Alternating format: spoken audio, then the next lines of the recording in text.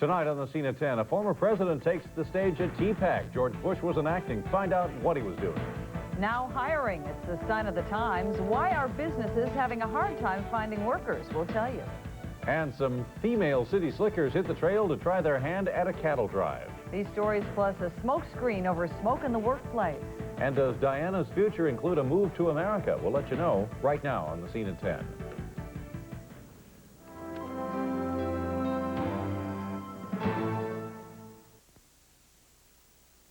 For news, WSMV Nashville, Demetria Kaladimos, and Jeff McAtee with the news, Rudy Kalis Sports, and Bill Hall's weather. This is the Scene at 10. Life outside of politics for one of Washington's all-time insiders. George Bush in Nashville tonight, but not to play politics. The former chief executive took to the stage at TPAC and put on a performance of presidential proportions. Del Cardwell was there to see if anyone got bushwhacked.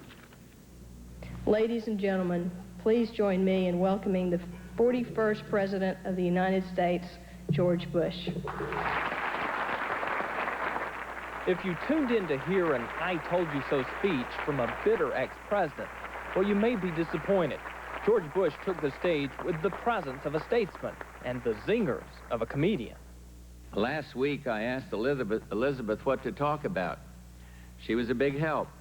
She said, talk about 30 minutes.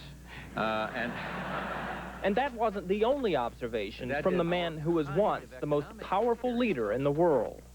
We are adjusting just fine to this retirement, although we're very active.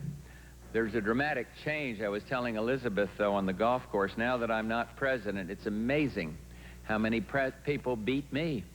In all seriousness, Bush wouldn't touch politics, but did have this to say about his successor.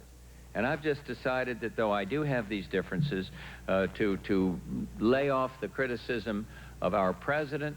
I was there. It is not easy.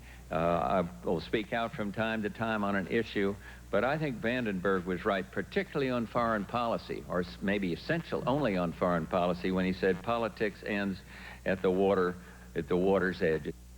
It's a shame that we can't give you the remainder of the president's comments tonight. The speech was quite inspiring, whether you're a Democrat or Republican.